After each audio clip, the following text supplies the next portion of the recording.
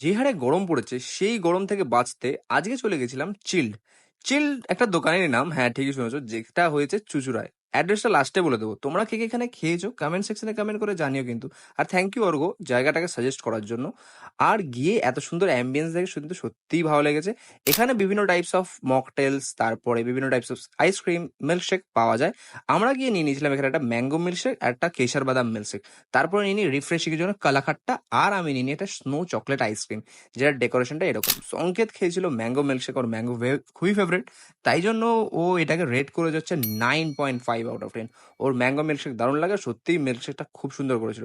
তোমরা গিয়ে একবার কিন্তু খেতে পারো। অভিষেক দা খেয়েছে হচ্ছে কালাখাট্টা, আর কালাখাট্টাটা কিন্তু ব্যাপক রিফ্রেশিং ছিল।